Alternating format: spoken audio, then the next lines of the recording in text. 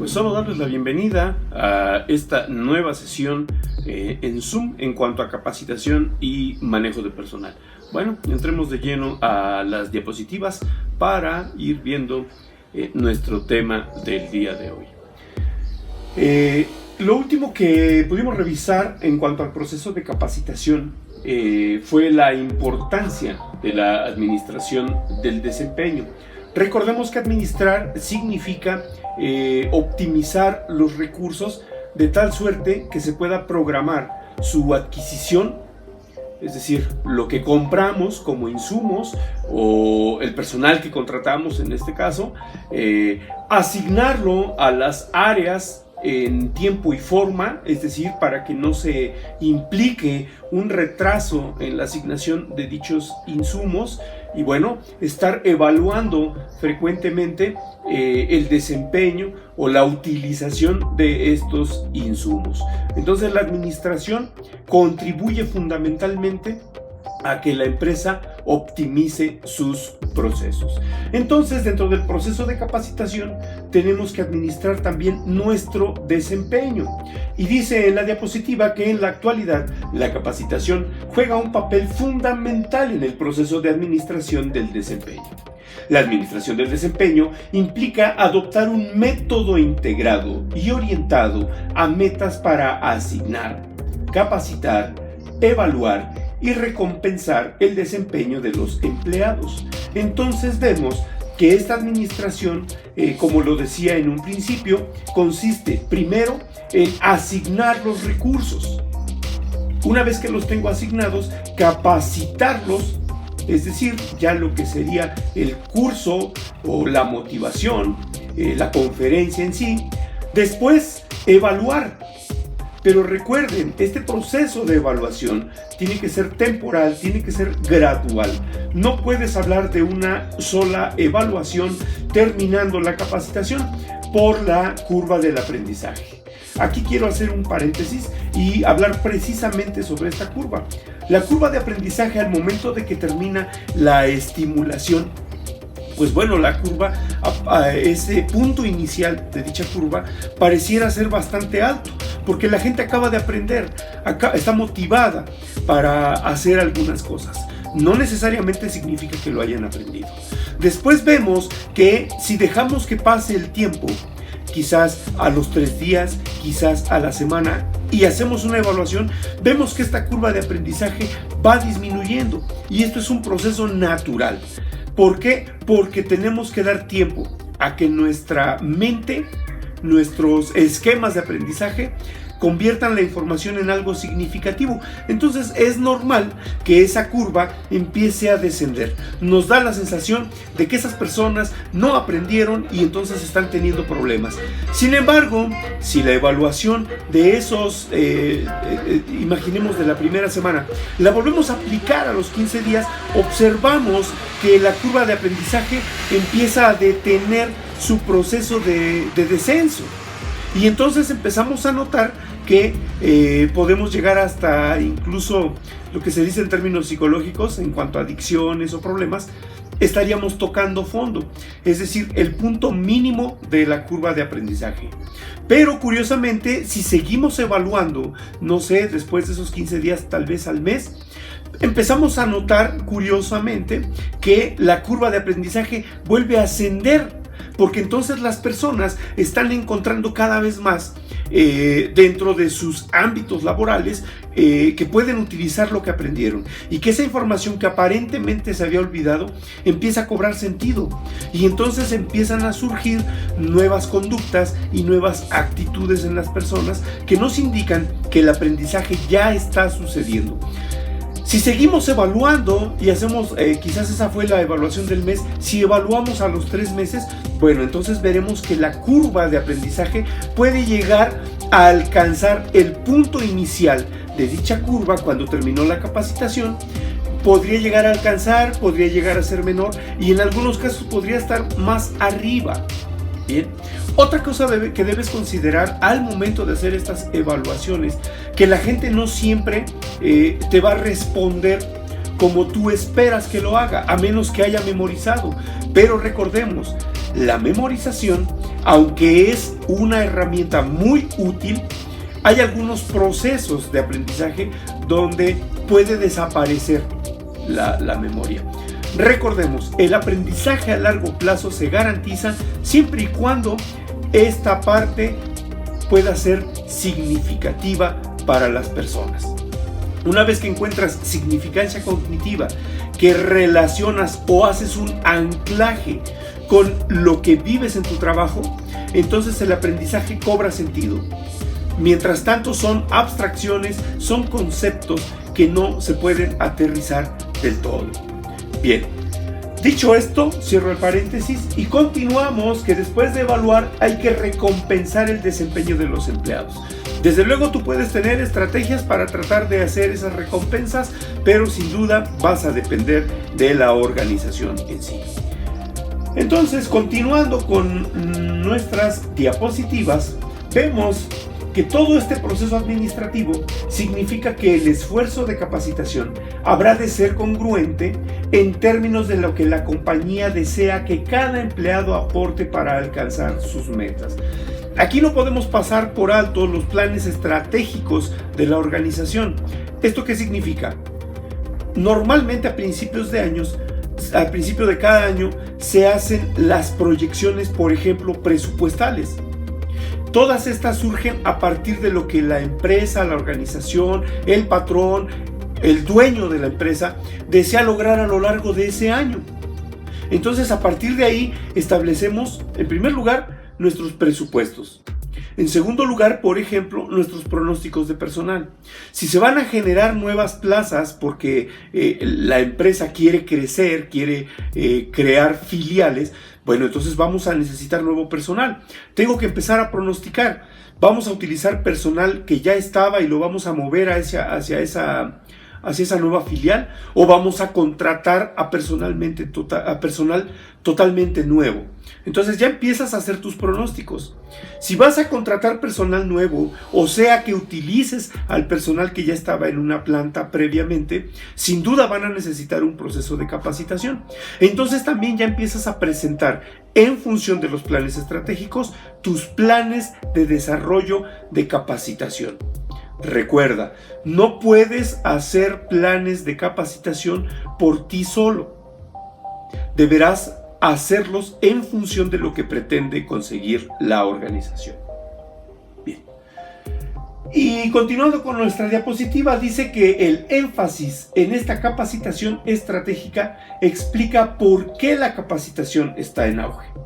Las empresas gastaron alrededor de $826 en capacitación por empleado en un año reciente, y te estoy hablando de entre 2004 y 2005, y le ofrecieron a cada uno de los capacitados cerca de 28 horas de preparación. Esto logró un récord impresionante en la eficacia organizacional porque en sus efectos sobre la productividad obtiene puntuaciones más altas que la evaluación y la retroalimentación, así como ligeramente más bajas que el establecimiento de metas. Entonces, las organizaciones están volteando a observar detenidamente los procesos de capacitación porque han encontrado numéricamente una correlación, es decir, a mayor capacitación, mejor desempeño de los trabajadores. Entonces, esta correlación no es nada que se pueda pasar por alto. Entonces, lo que gastaron en realidad se convierte en inversión, porque si se traduce en optimizar el desempeño de los trabajadores, ya no fue gasto, fue una inversión, porque lo notamos en los productos y en los servicios que oferta la organización. Una encuesta descubrió que el principal factor de presión que enfrentaban los profesionales de la capacitación era el establecimiento de un vínculo entre el aprendizaje y el desempeño organizacional. Esto es de lo que vamos a hablar a continuación. ¿Cómo romper ese estrés?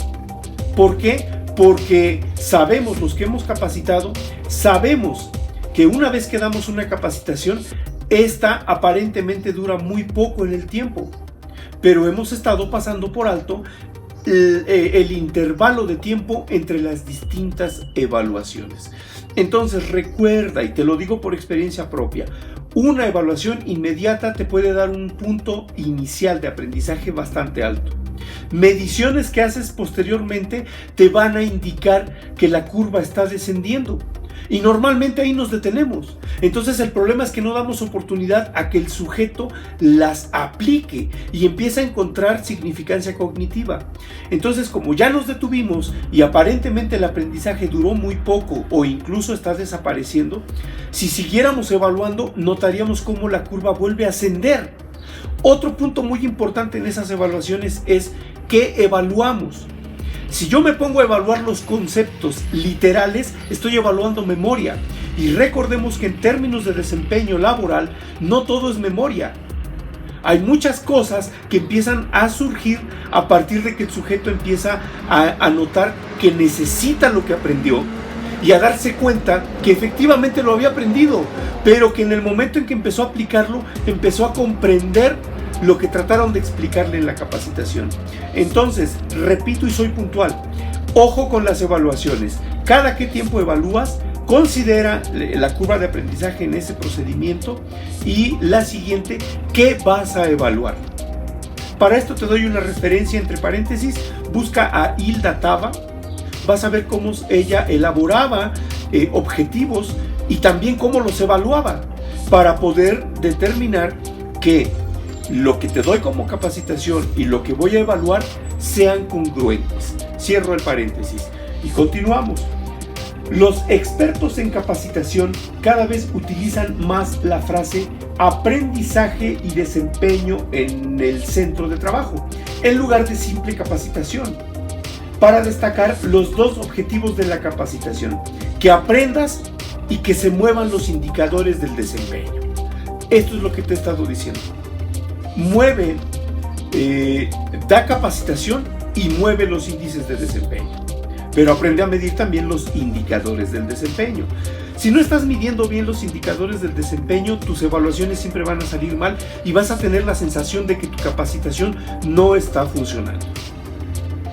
Bien, pasamos a nuestra siguiente diapositiva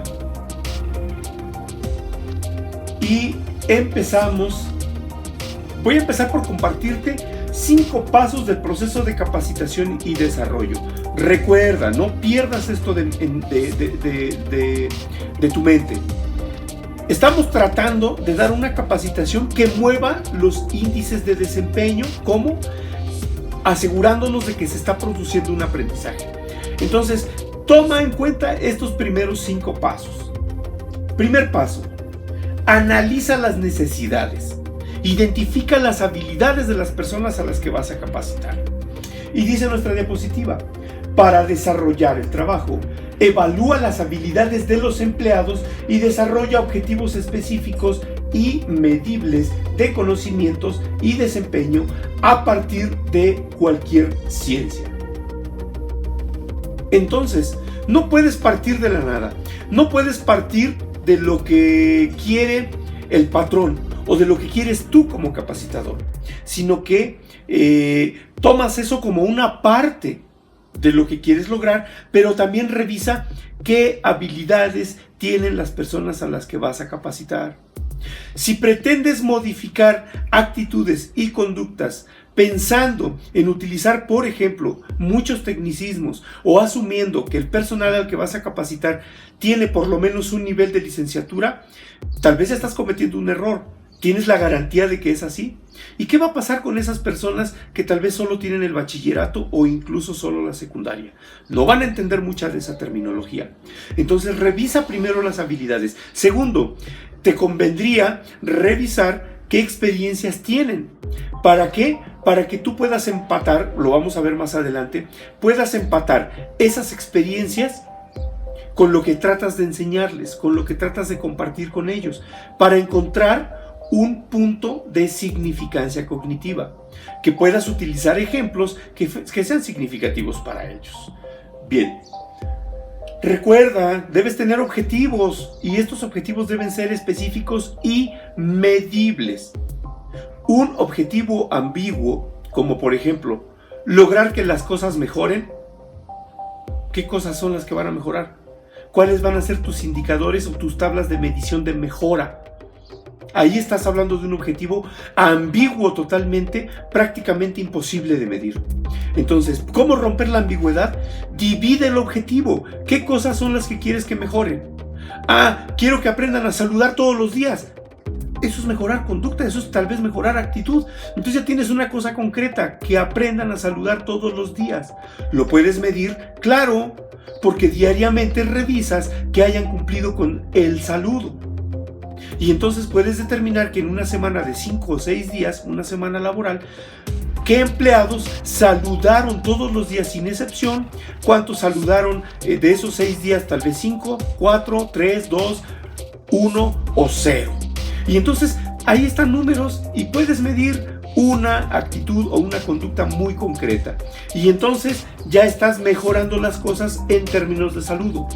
¿Qué otra cosa podría ser mejorar las cosas dentro de la organización? Que lleven un control diario del papel que usan y así te puedes ir midiendo. Es decir, divide ese objetivo que es ambiguo en objetivos cada vez más específicos. Su nombre lo indica, objetivos específicos. No tengas miedo, simplemente piensa, ¿lo que dice mi objetivo lo puedo medir? ¿Cómo lo voy a medir? ¿Qué unidades voy a utilizar? ¿Cada qué tiempo lo voy a medir? Vamos con el segundo paso. El diseño implica el que tú planees los pasos que vas a seguir durante tu proceso de capacitación, y además también nos dice que hay que producir contenidos. ¿Qué significa producir? No solamente es elaborar y sacar a algún mercado o a algún público destinatario. Producir implica todo el proceso creativo en torno al material que vas a utilizar. Esto es como cuando subes un video a la red directamente de tu dispositivo. Lleva errores, no tiene efectos, no tiene nada. Entonces, en el momento en que tú le pones efectos, le pones música de fondo, cortas las partes erróneas, haces resaltado de alguna imagen en particular, cuadros congelados, etc. Entonces ya estás haciendo producción. Quiere decir optimizando tu producto. De eso se trata esta segunda sugerencia. Produce tus contenidos.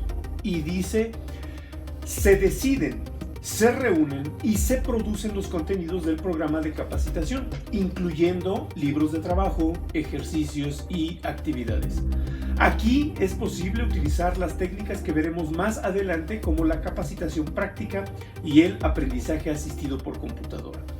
Entonces, una vez que tú tienes tu plan o tu estrategia de lo que vas a impartir, los materiales que vas a utilizar, bueno, entonces busca diferentes fuentes, diversos dispositivos.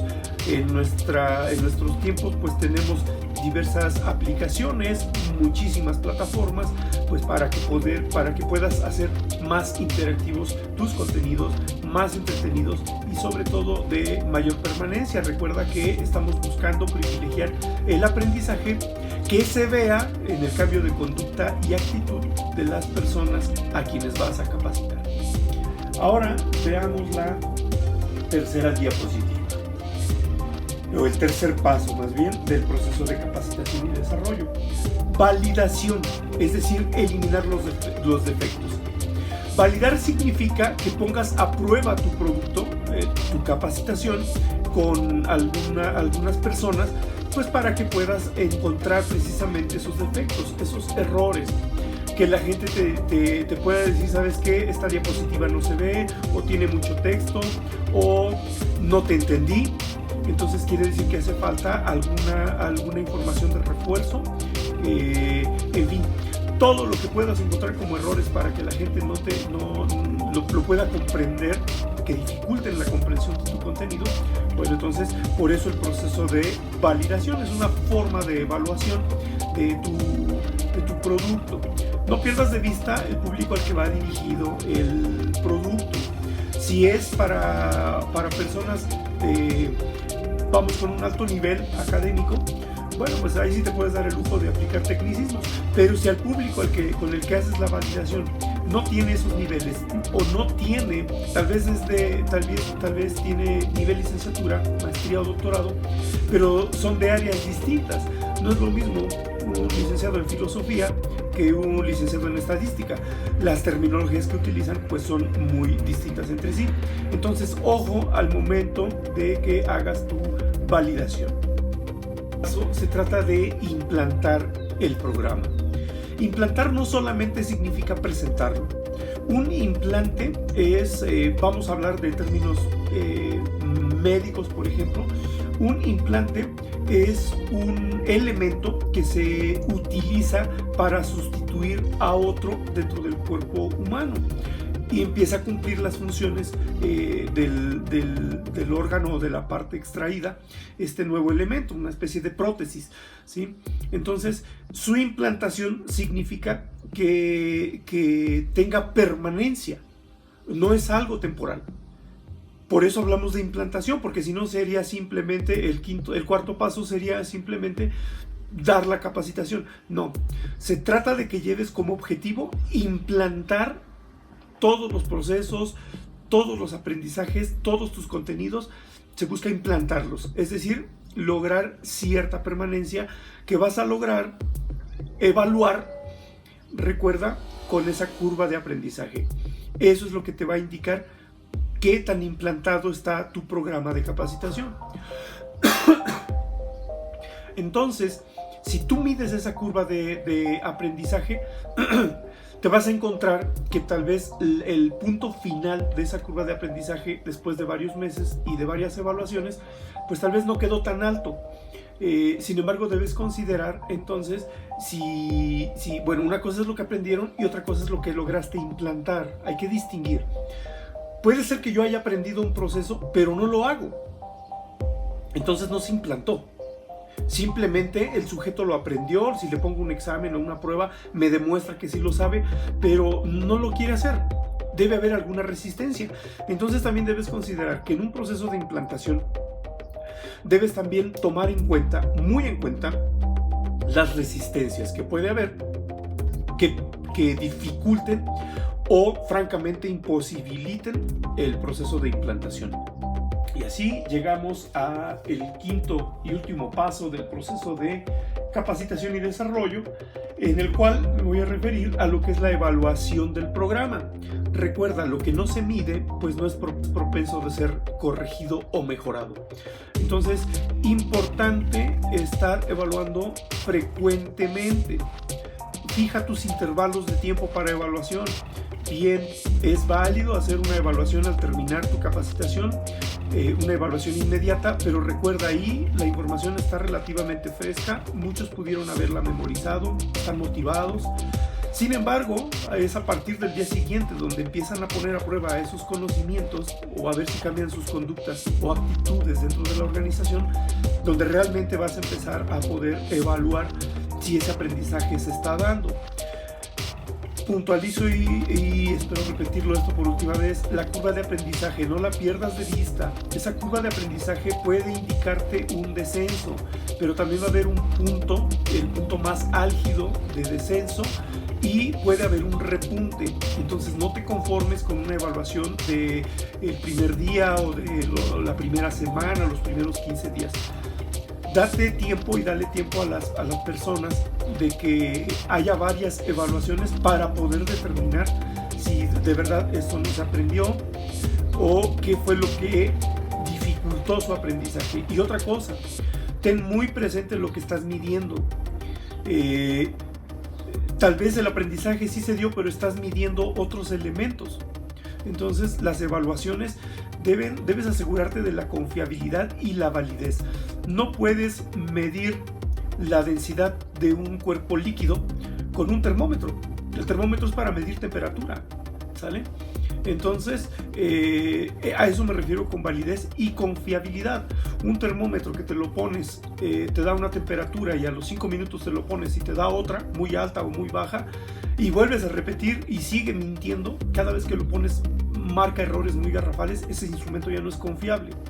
Lo mismo sucede entonces con nuestras evaluaciones, que sea validez, es decir, que sea para medir lo que quieres medir y que sea confiable, que dé resultados estables en el curso del tiempo e independientemente de las personas a las que estés evaluando.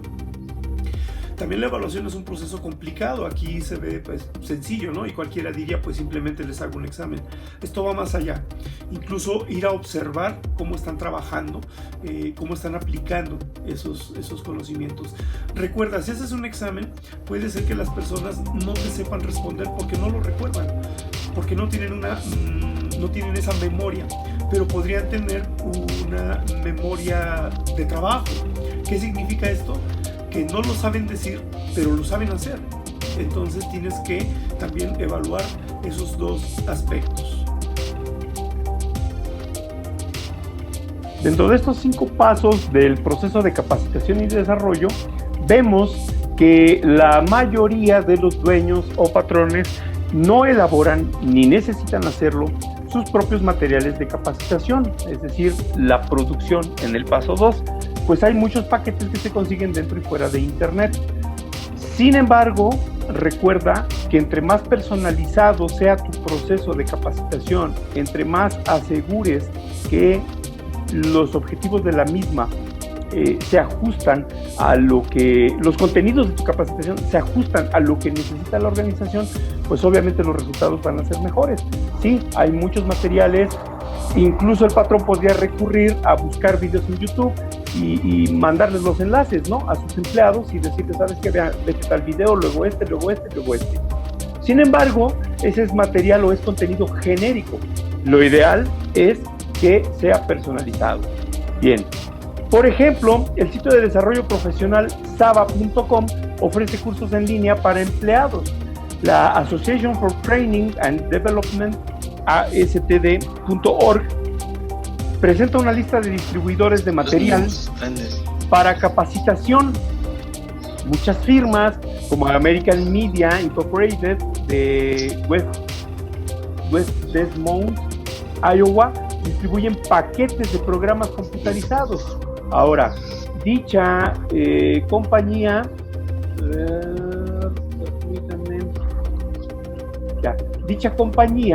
incluye una guía para capacitación de líderes, un libro para aprendizaje, para autoaprendizaje y un video para mejorar las habilidades en áreas como el servicio al cliente y evaluación del desempeño. Nos hablan de un alto grado de especialización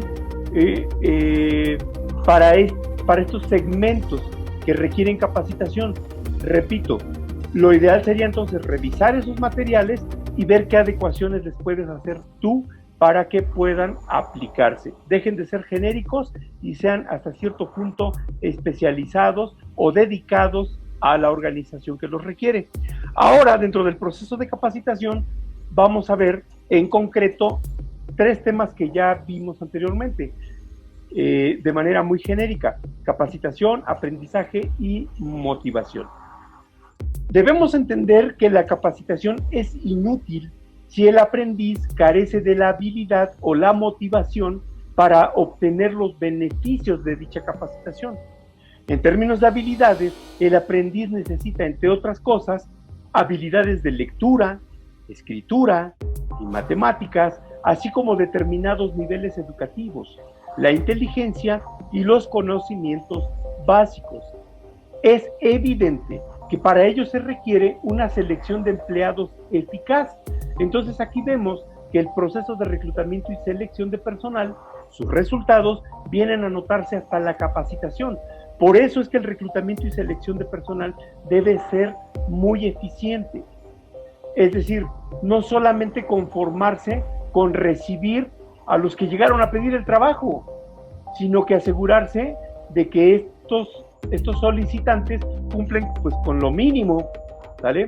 Ahora, esos niveles mínimos de habilidades, pues el reclutador o el seleccionador de personal debe tenerlos muy claros. Y cuando nos referimos a mínimos, que ojalá y sea no los menos peores, no elegir a los menos peores de todos los aspirantes, sino a mínimos reales, al mínimo que se necesita para poder desarrollar las actividades dentro de la organización. Bien. Es evidente, ya decíamos, que la selección sea eficaz.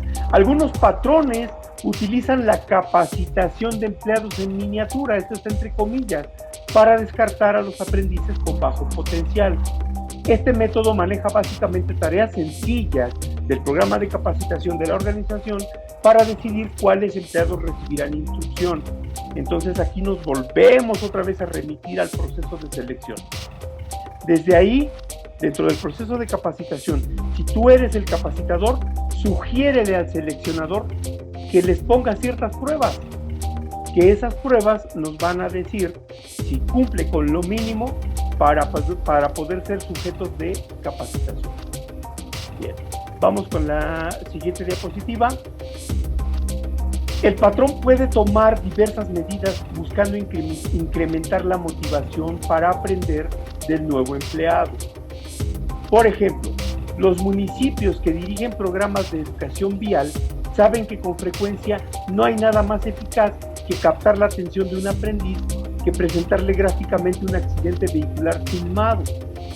Hay unidades, por ejemplo, de Cruz Roja que trabajan en conjunto con Protección Civil y Vialidad, donde de hecho hasta presentan un coche volteado, ¿no? O sea, llevan a la gente, ponen un carro ahí, cómo quedó después de un accidente, para que la persona se pueda dar una idea y tenga ese impacto de lo que significa un accidente. La mayoría percibimos que pues, puede haber un golpe y ya, pero cuando ves un auto, el nivel de destrozos que alcanzó, ya te empiezas a dar una idea. Yo tuve oportunidad de ver una capacitación con gente de Cruz Roja que llevaron un carro que incluso tenía sangre, ¿no? Entonces revisabas el carro por dentro y ya te dabas una idea de lo que sucedió allá adentro, ¿no? Al ver todo eso que estaba allá adentro. Entonces eso te motiva. Si yo te platico que un accidente puede producir enormes daños y la gente puede salir volando, igual y sí te lo imaginas, pero verlo pues es otro cantar, ¿no? Entonces puedes recurrir al recurso de los videos o bien a que si es posible que tu capacitación lleve algunos elementos reales, con eso vas a dar mucha motivación. Bien. Por ejemplo, demostrar por qué es trascendente proporcionar un panorama general del material y utilizar ejemplos conocidos para ilustrar los puntos básicos.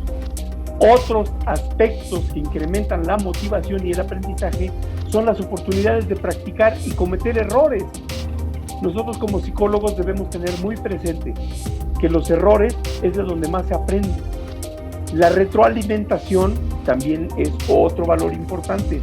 Si puedes convocar a trabajadores en activo a que participen dentro de la capacitación, ellos te van a dar sus puntos de vista. Eso es la retroalimentación, que incluye las evaluaciones periódicas del desempeño y las críticas verbales más frecuentes. A continuación, te voy a presentar un resumen de algunos aspectos de la motivación, es decir, para que la motivación sea más eficiente. Lograr que el aprendizaje sea significativo. Primer punto, al inicio de la capacitación, procura proporcionar un panorama general del material que se utilizará. El hecho de conocer una imagen general facilita el aprendizaje. Y aquí repito, no pierdas de vista el transmitir intención. A eso me refiero con esto. Cuando tú proporcionas un panorama general de lo que se va a utilizar en el material, que se lleven tal vez no el uso detallado del material en sí, pero sí qué es lo que se pretende con ese material que se estaría utilizando. A ver, aquí ya. Segundo paso, no sé si aquí hay alguna duda o algún comentario. Bien, vamos con el segundo paso para lograr que el aprendizaje sea significativo. Utilice una variedad de ejemplos familiares. A ver, aquí entran elementos como el cuento, la anécdota, la fábula, el chiste, ¿sí? En algunos casos, ojo con lo que voy a decir, ¿sale? A lo mejor hasta el doble sentido, ¿sí? El caso es que para que el aprendizaje sea significativo, platícales tu historia. Pídele a ese empleado en activo que está trabajando que nos comparta su experiencia. Pídele al que estás capacitando que te platique lo que él ha visto, que tal vez pudo haberlo vivido en alguna parte de su vida, ¿sí? Si estás hablando de algún tema en particular, del uso de una herramienta, bueno, pues que nos platiquen qué pasó cuando usaron mal esa herramienta. Hace rato te platicaba de cuando apliqué mal un taller en un restaurante, ¿sí? Te estoy dando algo que es significativo. Tú sabes lo que significa o tienes una idea más o menos clara de lo que significa dejar a una persona con sus emociones abiertas. Se queda llorando porque sus emociones reavivaron, tal vez ya las tenía escondidas por ahí y las volvió a sacar. Y entonces imagínate el estado anímico en el que se encuentra esa persona. Tal vez hasta tú ya lo has vivido. Cuando vas a un taller, cuando vas a una conferencia, cuando vas a una capacitación de psicología y que te quedas con esa sensación de frustración, de tristeza, de enojo, todas esas emociones que te quedan a flor de piel. Ahí ya estás utilizando ejemplos familiares. Y entonces, para el otro se vuelve significativo. ¿Qué se vuelve significativo? ¿Qué más significativo puede haber que ver a la persona que acabas de capacitar que está llorando? Pues eso tiene significado, tiene peso, ¿sí? Y quiere decir que tú estás transmitiendo información que está moviendo conciencias. Entonces, recuerda, tú como psicólogo lo debes tener muy presente. El aprendizaje se vuelve significativo hasta que las personas lo vuelven a vivir o empiezan a encontrar que lo que ya sabían y que no habían puesto en práctica, ahora que lo pusieron en práctica, vieron que sí sirve. O también vieron que no sirve. Finalmente se volvió significativo. También te vas a encontrar gente que dentro de la capacitación te diga, pues yo sigo igual, no encuentro para qué me sirve eso. Entonces puede ser que no lo hayan vivido, que tu ejemplo no fue lo suficientemente significativo. Bueno, entonces ya habrá que estructurar estrategias.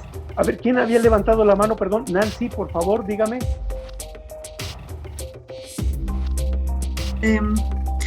Bueno, estaba yo, pues les comparto. Apenas me metí a un curso de los que están dando en línea, y precisamente de este señor César Lozano, no sé si lo han escuchado, y se refería precisamente a los puntos que estás tocando, que menciona que normalmente en las capacitaciones o cuando va a sus conferencias, la gente se lo encuentra y dice que normalmente ni se acuerdan siquiera de lo que les mencionó en la conferencia. Pero aquí lo que es importante, lo que decías, es de irse a las cuestiones emocionales. ¿Qué fue lo que sintieron? Porque es con lo que más se quedan y cómo se van con esa emoción. Entonces, también lo mencionaba mucho en la cuestión de las capacitaciones, que dice que ahí normalmente cuando tú vas a dar una capacitación, el 80% se le va a olvidar a la persona.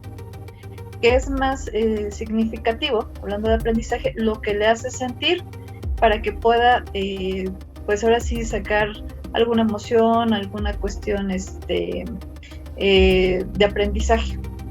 Sí, o sea, eso es un hecho. El sistema límbico ese siempre está funcionando y ahí están las emociones. Entonces, ese sistema límbico es independiente. Entonces, si tu sistema límbico despertó una emoción, ya. O sea, en ese momento esa información se volvió significativa, porque además viene otro elemento que utilizamos nosotros, los anclajes, ¿sí? ¿Hacia dónde está anclada esa experiencia? Entonces, muchas veces romper las actitudes o las conductas de una persona nos cuesta trabajo porque no revisamos sus anclajes, porque esa persona insiste en creer lo mismo, porque su experiencia, su conocimiento y sus creencias son tres anclajes fundamentales que, si llegó nueva información y no es lo suficientemente fuerte, no es lo suficientemente significativa, no rompe esos anclajes. Y entonces es cuando dice, sí, muy bonito lo que me acabas de decir, pero yo sigo creyendo esto.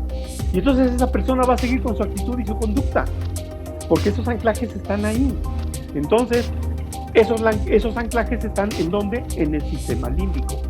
Para poder romper anclajes, necesitas poner nuevos anclajes, nueva información emocional.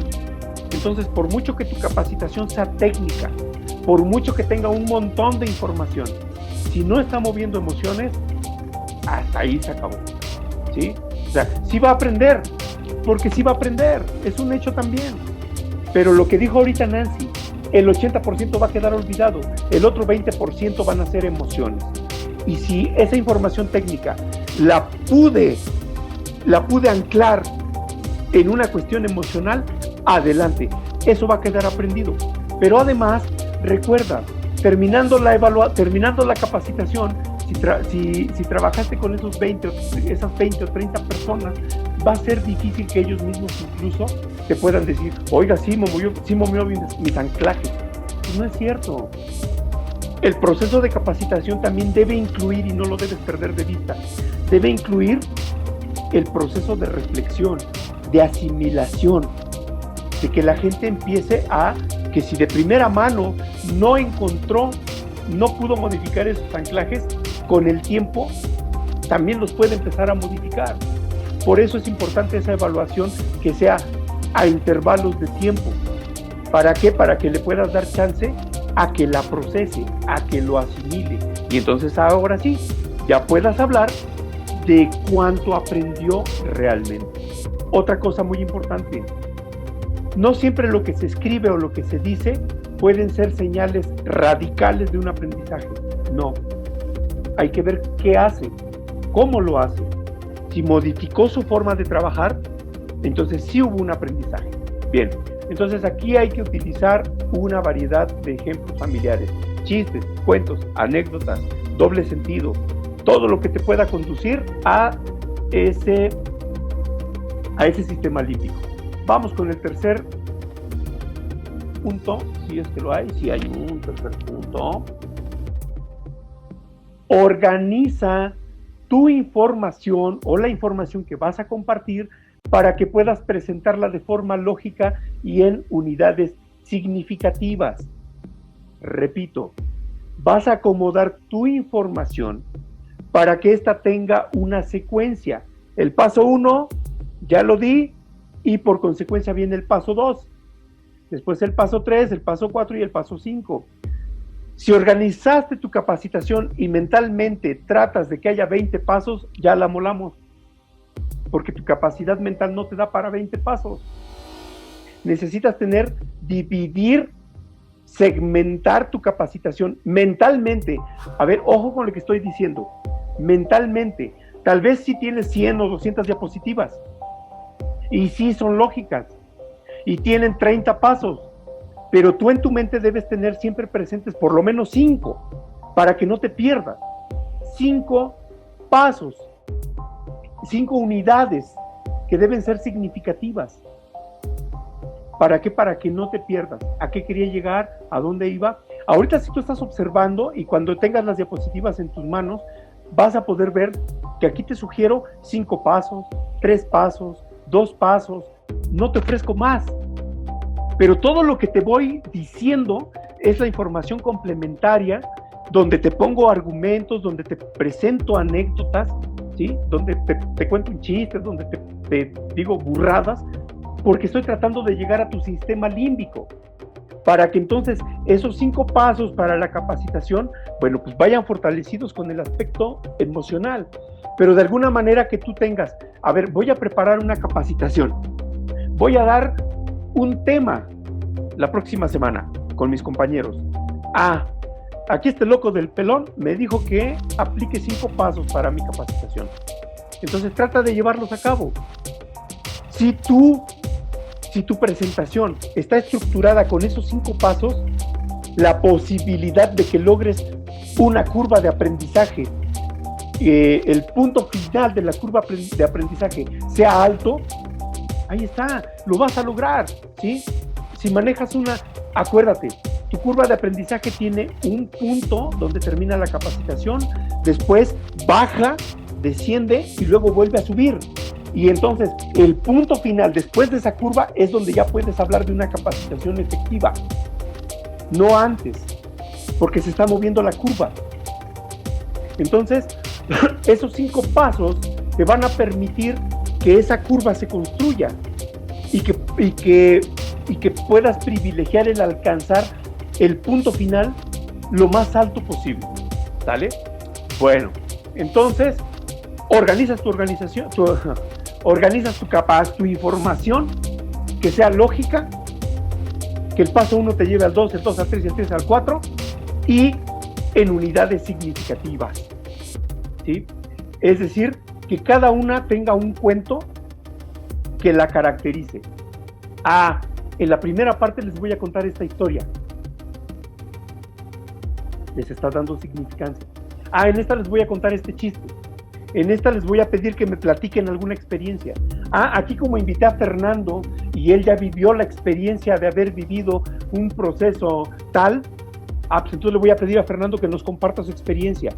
Estás poniendo todo lo teórico, todo lo técnico y estás agregándole el contenido significativo con la experiencia de Fernando. Entonces, a eso me refiero con unidades significativas, que no sean más de 5.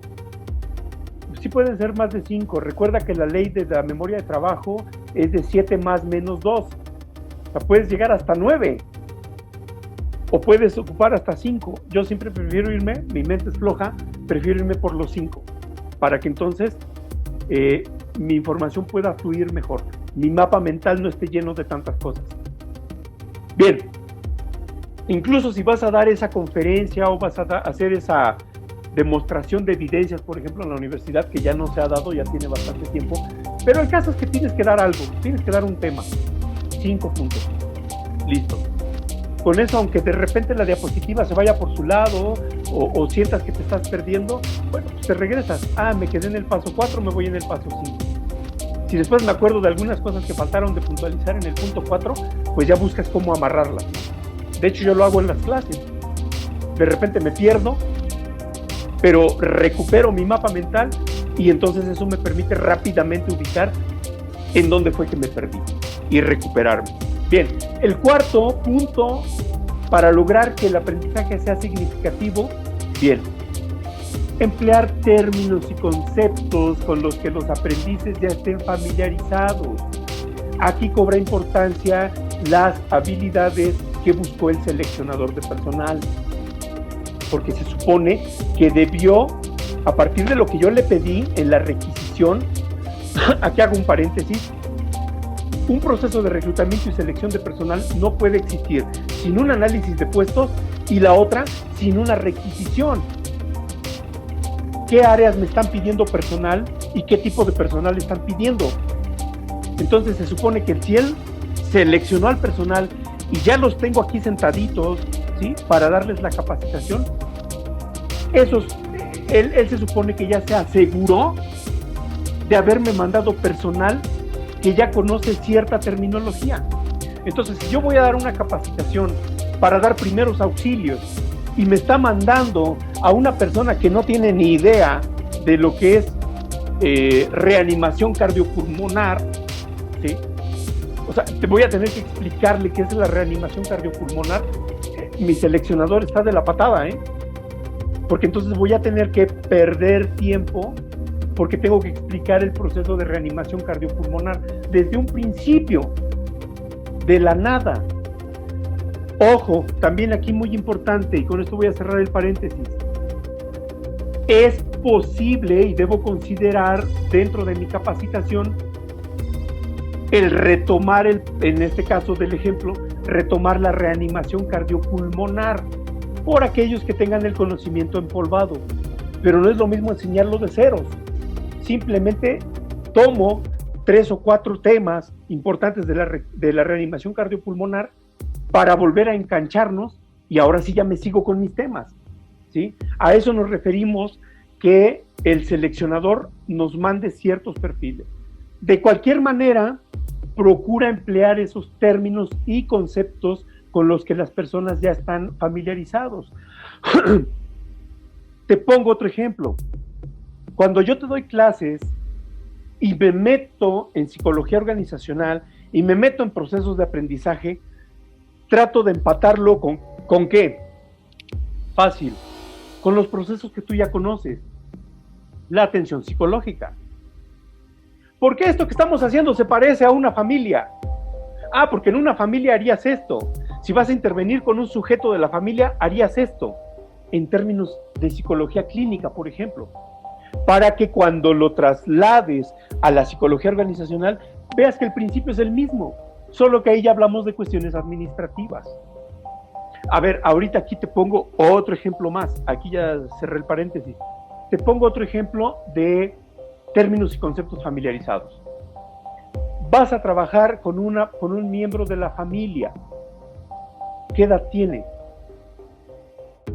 ¿En qué etapa se encuentra? ¿Ya es capaz de hacer abstracciones? ¿Ya tiene 12, 13 años? Entonces ya le puedes hablar de ciertos términos como la paz, como la tranquilidad, como el amor, como la amistad, la justicia, porque ya los va a comprender. Oye, es un niño de 7 años. No puedes utilizar abstracciones, es simple, ¿sí? Entonces, porque vas a ocupar términos y conceptos que el niño no puede entender. Ahí está, a eso nos referimos. Ese es un ejemplo que para ti, ojalá y sea significativo. Utilizar términos no es lo mismo con un niño que con un adulto. Ahora, ¿qué nivel educativo tiene ese adulto? Porque tal vez puede entender las abstracciones, pero si le menciono la palabra abstracción y es un sujeto, es mi papá o es mi mamá o es mi abuelita que estudió hasta segundo de primaria, no va a tener ni idea de lo que significa abstracción, ¿sí? Aunque él mentalmente ya puede hacer abstracciones, ahí su corteza cerebral, concretamente el neocórtex, va a fungir como una barrera, porque se va a detener a tratar de entender el término. ¿Qué significa abstracción? A ver, señora, tome asiento, por favor, bienvenida. Voy a ayudarle con el problema que ya me dijo usted en la sesión anterior. Voy a tener que utilizar algunas abstracciones, pues para trabajar con usted. En ese momento la ancianita se va a quedar, ¿abstracción? ¿Qué será eso? ¿Con qué se come? Híjole. Y no vas a poder evitar que su mente divague, aunque te esté viendo fijamente. Su ardilla ya está trabajando en otra cosa. ¿Sí me explico? ¿Por qué? Porque me cometí el error de meter un término que ella no entiende. Y le va a dar pena preguntarme. Y peor, le va a dar pena decirme que no entiende. Y de pilón, yo voy a terminar mi frase diciéndole, sí comprende, ¿verdad, señora? ¿De qué vamos a trabajar? La señora se te va a quedar viendo y va a decir, sí. Y con una sonrisa, ¿no? Sí. Porque si le digo que no, va a pensar que soy una mensa. Entonces, ya no estás cumpliendo con tu función de utilizar términos que resulten familiares. A ver, aquí yo quiero hacer una pregunta. Hablo y hablo, pero de verdad, ¿esto sí les ayuda? Por ejemplo, este ejemplo que di de la viejita ahorita al final. A ver, quiero que me digan, sí, la neta.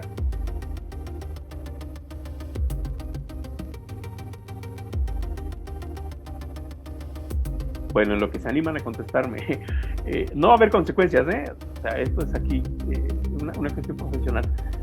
Pero aparte de todo, ya me perdí. Ay, algo les iba a decir. En lo que van pensando, si se incorporan o no, ahorita no puedo pasar por alto de que estamos trabajando en línea y que la conexión de repente es muy deficiente. Entonces a lo mejor no se está entendiendo todo lo que digo, o se corta y tienen problemas para escucharlo, y entonces eso limita su capacidad de poder comprender a qué quiero llegar. Pero me quiero referir a los procesos cuando estamos presentes, cuando estamos sentados en el aula, ¿sí? Y donde hago esto mismo, hablo, y a lo mejor están viéndome y yo estoy sintiendo, ay, sí, los tengo aquí bien atentos, pero a lo mejor por dentro estás pensando, ¿a qué hora acabará? Ya que le pare, ¿no? Uy, ya me perdí, ya no sé qué quiere decir. Es sobre lo que estoy preguntando. ¿Sí sirve que les esté echando de repente tantos ejemplos?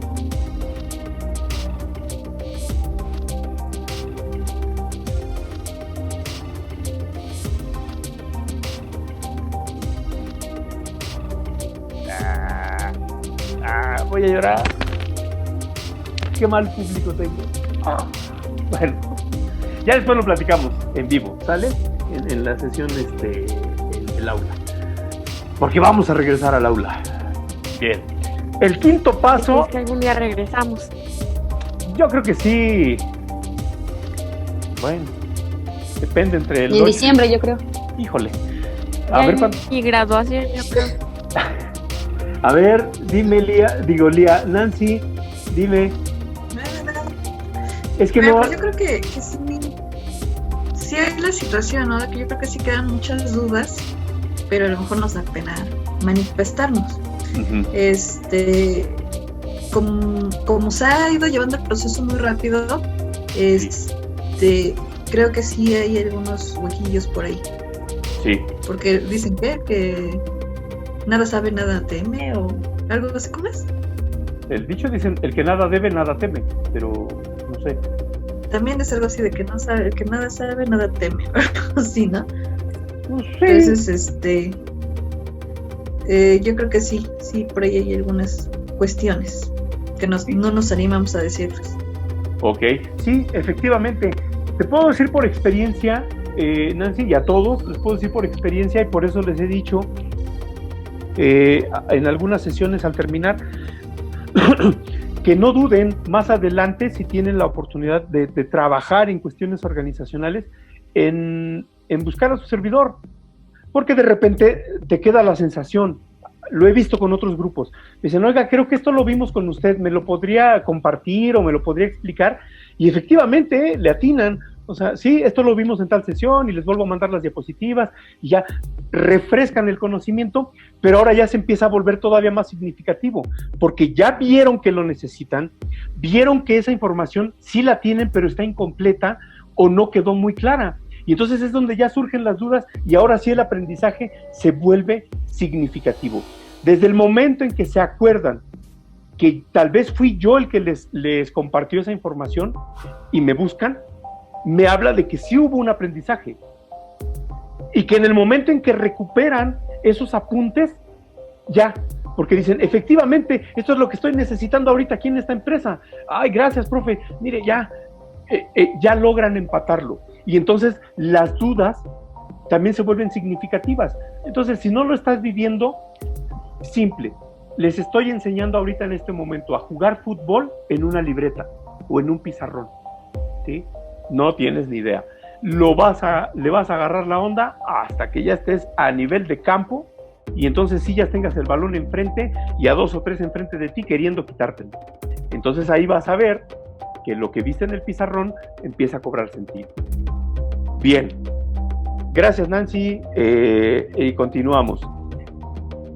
Para lograr que el aprendizaje sea significativo, vamos a este quinto paso.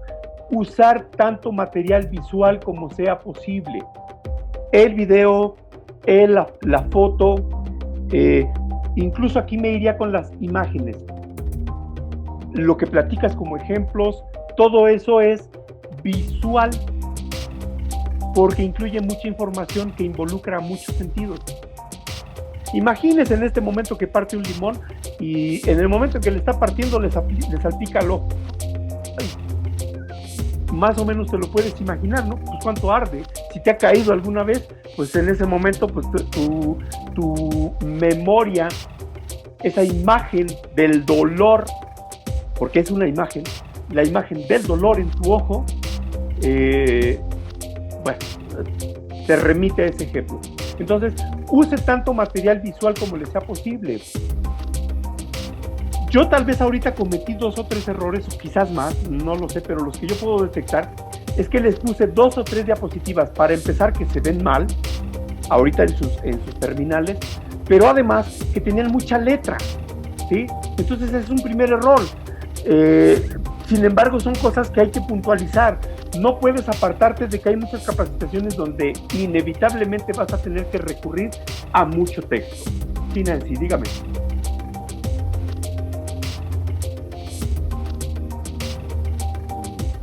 ¿Dónde lo leí? Por ahí lo leí. Se supone que cuando tú vas a dar una capacitación, una exposición, te sugieren que cuando hagas tus diapositivas, ya se los había comentado, que deben ser 7 palabras por 7 renglones, porque se supone que algo tiene que ver con la vista. No recuerdo exactamente qué es. Y también que lo que mencionabas ahorita, que es mucho de cuestiones visuales, porque solemos más por la memoria asociar las imágenes con algún tipo de experiencia, y que es más fácil que se te quede así el conocimiento que, por ejemplo, si solamente ves puras letras. Sí. Eso sí es cierto. A ver, vamos a hacer ahorita rapidito un ejemplo así muy simple y muy sencillo. Voy a hacer un llamado a tu memoria auditiva y luego a tu memoria visual, solo hablando. Primero, ayer vi un niño llorando. Todos hemos visto un niño llorando, pues sí, ves llanto, ¿no? Pero ¿qué tal si te pudiera en este momento presentar la imagen de un niño que está en medio de una guerra en el Medio Oriente y que tiene a su hermanito bebé en las piernas porque acaba de morir víctima de eso? ¿Qué tipo de llanto te acabas de imaginar? Son dos memorias. La primera fue auditiva, fue simplemente un niño llorando. En el otro, con solo hablar, recurría a tu memoria, y a tu memoria no solo la auditiva, sino también la visual, ¿sí? ¿Qué tipo de llanto podría tener ese niño? A lo mejor hasta yo, tú y todos los que estamos ahorita en este grupo, a lo mejor hasta nos proyectamos, a lo mejor solo yo. ¿Pero qué vimos? ¿Qué tipo de llanto podría tener esa imagen?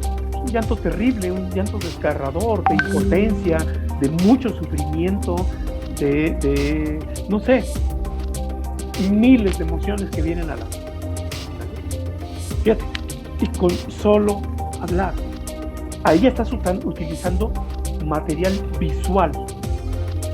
Y visual no se refiere solamente a la vista, sino que la gente tiene siempre guardados recursos de los 5 sentidos y que tú los puedes sacar hablando. O sea, visual no solamente es lo que ven en la pantalla, no es solamente tu cara lo que están viendo, no son solo tus manos, sino lo que estás diciendo puedes llamar a esa memoria visual. Entonces, tienes un montón de recursos. ¿Se te apagó el proyector? Búscate tus recursos, ¿sí? Ahí está. 2 niños llorando, pero la descripción marcó la diferencia. Vamos a continuar. Ya vimos, en primer lugar, 5 pasos del proceso de capacitación y desarrollo. Acabamos de ver 5 pasos para que el aprendizaje sea significativo. Entonces, lo primero son 5 pasos para darle una estructura, un sentido lógico a tu capacitación. Después vimos 5 sugerencias para lograr que lo que enseñas se convierta en algo significativo. Cerramos, recuerden, con la cuestión del material visual. Ahora vamos a ver 5 pasos para lograr que las habilidades se transfieran con facilidad. Entonces, primero le dimos orden, en el segundo, volver la información significativa, y ahora lograr transmitirlo, ¿sí?, con mayor facilidad. Igual son 5 pasos y cerramos. Déjenme darle acceso a Fernando y a Ari. ¿Listo? Ahora sí, vámonos con lo que nos ocupa el día de hoy. Vemos que para lograr transferir más fácilmente las habilidades, tenemos como primer paso sugerido maximizar la similitud entre la situación de la capacitación y la situación laboral. ¿Esto qué significa? ¿A qué le suena? A ver si alguien me puede decir a qué le suena este primer paso.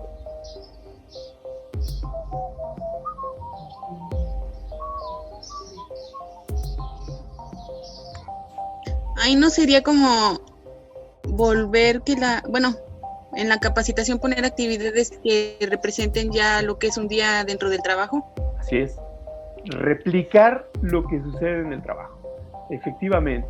Por ejemplo, si tú estás haciendo tu servicio, si el servicio consiste en ir a sacar copias o ir a traer las tortas, pues ahí no estás desarrollando habilidades, nadie te está transfiriendo habilidades, porque pues simplemente ves desde lejitos cómo están trabajando los psicólogos, lo que ves por fuera, porque adentro de la consulta no tienes oportunidad de ver nada, entonces no estás logrando una transmisión de habilidades. Entonces lo primero es que aunque sea una situación simulada, tratar de que eso sea lo más, que la experiencia sea lo más cercano a lo que sucede realmente durante el trabajo. La segunda sugerencia es proporcionar una práctica adecuada. Ojo aquí, si tú quieres, diseñas una prueba, es decir, algo que tienen que hacer tus aprendices, ¿sí? Pero exageras las condiciones, ya no estás haciendo una práctica adecuada. ¿Sí?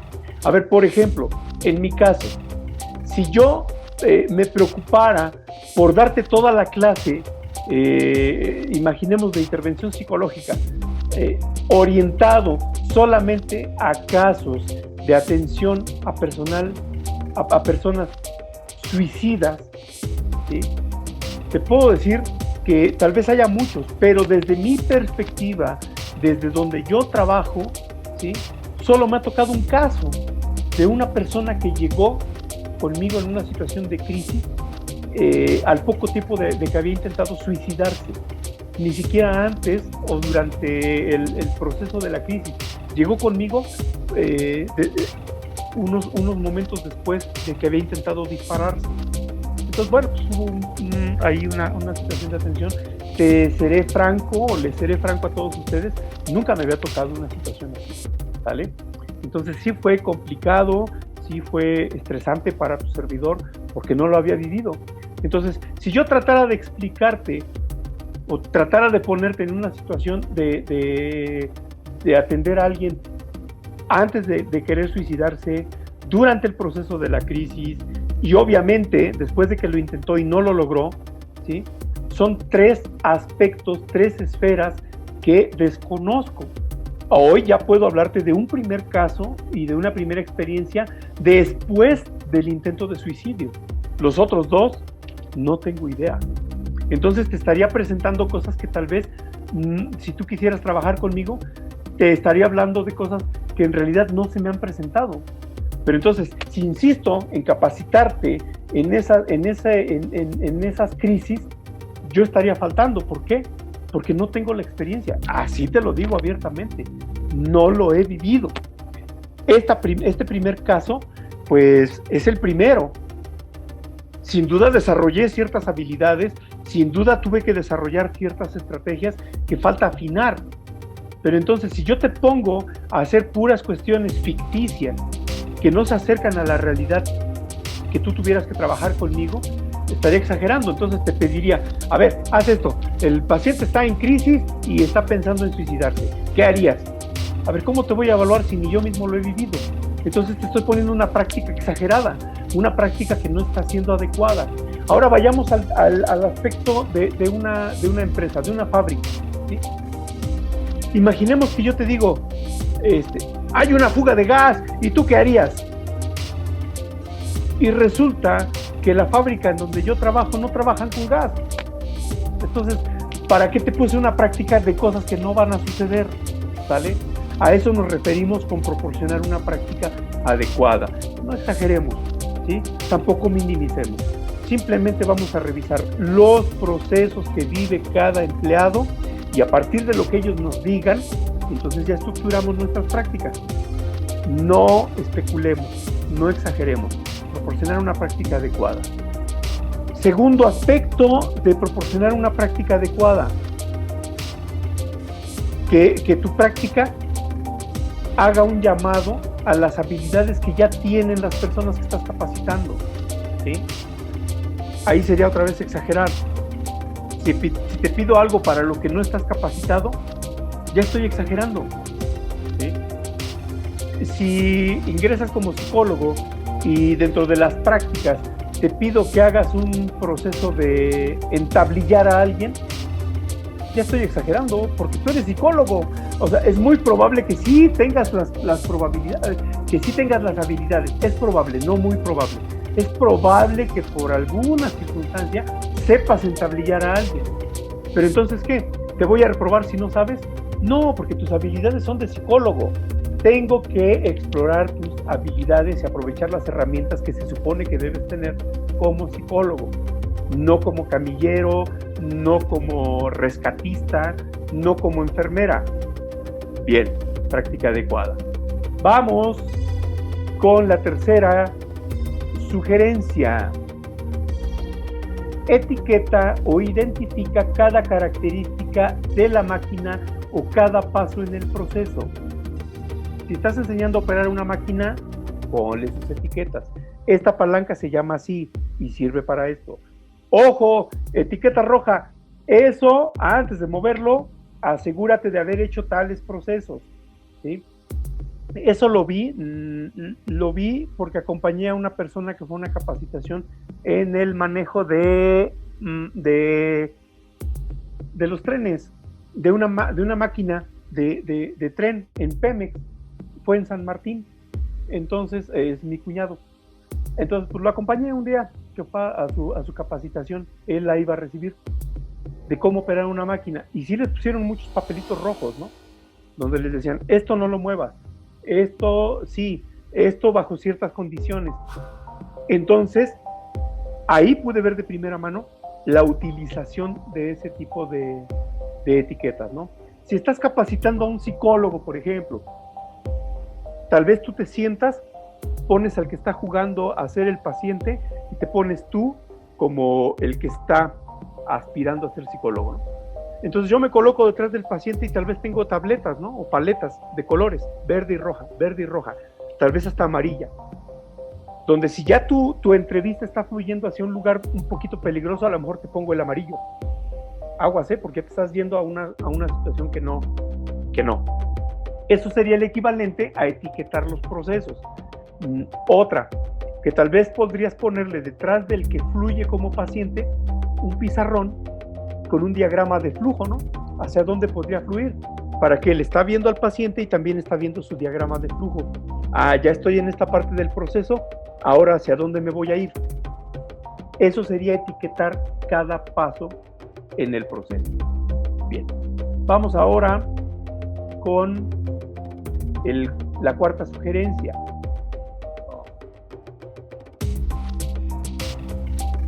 Dirigir la atención de los aprendices a los aspectos importantes. No te pierdas tanto en el polvo y la paja. Irse hacia lo importante. Si capacitas representantes de servicio al cliente para manejar las llamadas entrantes, primero explique los tipos de llamadas que recibirán y la forma de reconocerlas. A ver, puedo decirles, la forma de contestar el teléfono, señorita, en esta empresa es decir, buenos días, buenas tardes, buenas noches, le atiende fulana de tal, está usted llamando al área de tal, ¿en qué le puedo servir? Y que hagas hincapié en que estén repitiendo eso. Eso ya tendrán oportunidad de aprendérselo. Aquí lo importante es decirles, a ver, hay 5 tipos de clientes. El que siente que lo sabe todo, el tímido, ¿sí? El que solamente está llamando para ver cómo te amuela, ¿sale? El que está fregando a tratar de encontrarte errores. El que se siente dueño del negocio o que tiene muchas influencias, ¿no? Entonces, ya le estás hablando de los tipos de usuarios que se puede encontrar. El tímido no, sí tiene dudas, pero, ay señorita, es que me da pena, pero ¿cómo se lo digo? Es que quiero preguntarle esto y te va a hacer perder tiempo, por decirlo así, si no lo sabes manejar. Entonces ya te estoy dando tipos de personalidad. Es más importante que el discursito de ese de buenos días y buenas noches, soy fulana de tal y está llamando a tal lugar. Ese ya, te repito, ya tendrá oportunidad de aprendérselo.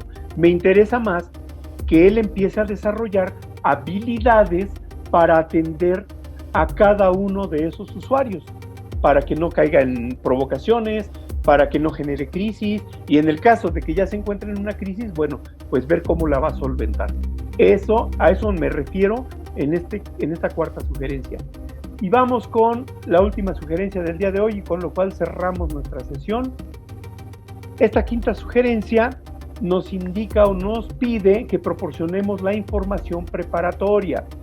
Los empleados que están aprendiendo a convertirse en supervisores a menudo enfrentan situaciones estresantes, alta carga de trabajo y subordinados difíciles.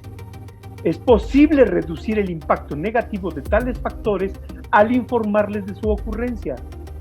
A ver, te vas a estrenar como supervisor, ¿sí? Pero ¿te acuerdas de tu compañero Juanito? No, pues sí. ¿Te acuerdas de Pedrito? Sí. ¿Cómo es Juanito? Uy, no, es un enojón. Oye, ¿cómo es Pedrito? Uy, no, él siente que sabe todo. ¿Cómo vas a lidiar con ellos? Fíjate que a mí una vez Pedrito me llegó y le quise llamar la atención y me dijo esto y me dijo aquello e incluso me dijo, vámonos allá afuera y allá lo arreglamos. ¿Qué harías? Porque ahí están en una situación controlada. Entonces te puede dar sus propias estrategias para resolver el problema y entonces ahora sí ya llegas tú con lo que le puedes sugerir, empatado a lo que él haría, y entonces entre los dos construyen una estrategia. Pero entonces ya le estás anticipando, que así como Pedrito, está otro fulano y está otro y está otro. De eso se trata. Información preparatoria. Ojo, muchos capacitadores rehuyen a este punto. ¿Por qué? Porque ellos creen que con eso van a desanimar a la persona. Y no del todo es cierto. Podría ser que se desanime. Pero otra, si le das las herramientas y le dejas que él diseñe las suyas, antes de enfrentar esa situación, tal vez no se arrepienta, simplemente va a tomar ciertas previsiones. Segunda cosa importante, aguas con tus prejuicios.